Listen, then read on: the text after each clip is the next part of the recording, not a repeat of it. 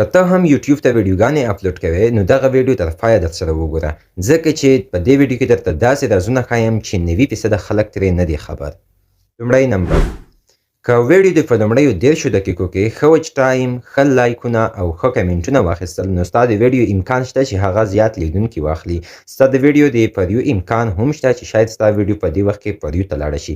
هڅه وکړئ چې په لومړیو کې ورته زیات خلک خپلو ویډیوګانو ته راجذب کړئ. سبسکرایب تڼۍ ته څنګ د بیل فعالول د سبسکرایب تڼۍ ته څنګ د بیل فعالول هم کولی شي چې ستاسو ویډیوګانو ته زیات لیدونکي راجذب کړي. لومړی 3 ویډیوګانې باید له 20 ثانیو څخه تر 40 ثانیو پورې وي او هڅه وکړئ چې دغه ویډیوګانو ته د هوک په نوم آپشن هم اضافه کړئ. هوک کوم آپشن نه دی، هوک کولی شي چې ستاسو ویډیو قوي کړي یعنې ښه نتیجه ورکړي ترڅو ستاسو د ویډیو د لیدونکي زیات شي یعنې ستاسو ویډیو د لیدونکو او د پریو چانس زیات شي. د یوټیوب انالیسټیک یعنې د اډینس برخه وګوره چې آیا ستا لیدونکي تر اوسه فعال دي یا نه، په کوم وخت کې فعال دي، په کوم وخت کې ستا د ویډیو د پریو ته تللو امکان شتون لري.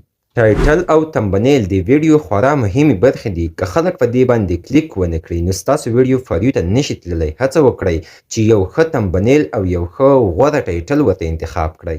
د یوټیوب ټرینډینګ اوازونه هم کولی شي چې ستاسو ویډیو پریو ته بوځي یعنې ستاسو د ویډیو ویوز کولی شي چې هغه زیات کړي. یوټیوب ځان ته اډیو لري، کولی شي چې هغه هم کله نه کله په خپلو ویډیوګانو کې اډ کړئ. په تبصرو کې خپله یوه مهمه تبصره پین کړه ترڅو ستاسو د لیدونکو تعامل زیات شي. پرلپسې ویډیوګانې خپرول کولی شي ستاسو د یوټیوب فاریو او ټرینډینګ زیات کړي. هڅه وکړئ چې په هفته کې 2 یا 3 ویډیوګانې خپل یوټیوب چینل ته اپلوډ کړئ. دا زموږ د یوټیوب 9 پټ رازونه چې زیاتره 90% خلک ترې نه دي خبر. هڅه وکړئ چې په منظم ډول سره ورته ټایټل، تمبنیل او هر څه په منظم ډول ورکړئ او ویډیو مو باید خورا ښایسته او ډیره ښه وي یعنې د لیدونکو لپاره باید ګټوره وي. همیش هڅه وکړئ چې ګټورې ویډیوګانې جوړې کړئ ترڅو ستاسو د یوټیوب چینل پر مخ ولاړ شي. دا و زموږ د نن ورځې ویډیو. که مې ویډیو خوښه شوې وي مهرباني وکړئ د افغان سکیلز د یوټیوب چینل درسره سبسکرایب کړئ. مننه، ښه وختونه او ښې چارې ولرئ.